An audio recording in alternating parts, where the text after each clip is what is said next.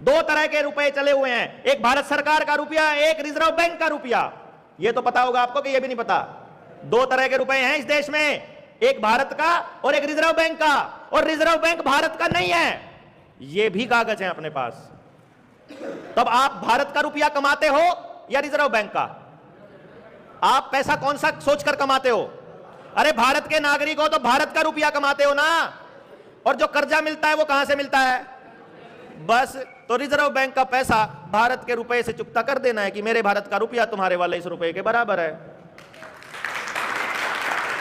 अगर आप अपने आप को भारत का नागरिक मानते हो, अगर आप अपने आप को अपना जागरूक नागरिक मानते हो, और अगर आप सच की लड़ाई लड़ना जानते हो, तो आपके एक रुपए की वैल्यू 777 मिलीग्राम सोना है, जो 11.664 ग्राम सोना 15 रुपए से डिवाइड करोगे, एक रुपए की वैल्यू आएगी 777 मिलीग्राम। और 777 मिलीग्राम सोने की जो भारत के एक रुपए की कीमत है वो आरबीआई के 5000 के बराबर है। तो आरबीआई से जो हमने 50 लाख रुपए का लोन लिया हुआ है वो भारत के 100 रुपए में चुकता होता है। काहे को टेंशन लेते हैं फिर हम? है 1000 रुपए में, सॉरी।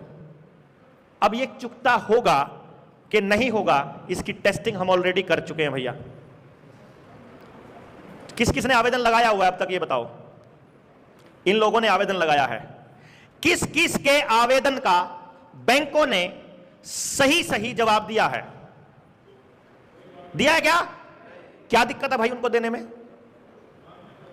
अगर जवाब नहीं दिया है तो दाल में काला नहीं है, पूरी दाल काली है। यहां मतलब वो कहते हैं ना कि अगर जवाब नहीं दिया तो दाल में कुछ काला है। यहां तो रिजर्व बैंक की फ्रॉड है, यहां तो बैंकिंग ही फ्रॉड है, यहां तो जिस बैंक से कर्जा लिया वही फ्रॉड है, और फ्रॉड आदमी हमारे आसपास बसा हुआ है। अरे लठ लगने चाहिए उसको, से डरते हैं हम लोग। कमाल की बात तो ये है? अरे फ्रॉड को यहां से भगाना चाहिए हम लोगों को मिलकर के। उल्टा उल्टा हम डरते हैं उनसे कि यार डर कर्जा ले रखा है। अरे कर्जा नहीं ले रखा है, तुम कितनी पूंजी ले गए उसका हिसाब लेंगे। हमारे पुरखे हमको कह के गए थे हिसाब किताब जितना भी होगा भूल चूक लेनी देनी करेंगे। क्यों भाई? हिसाब करो, लेना बनता है तो लो और देना बनता है तो दो। हम कब मना करते हैं? आप क्यों नहीं लिखते हो कि आपने हमको असली रुपया दिया? आप क्यों नहीं लिखते हो कि जो आपने रुपया दिया वो लीगल रुपया है?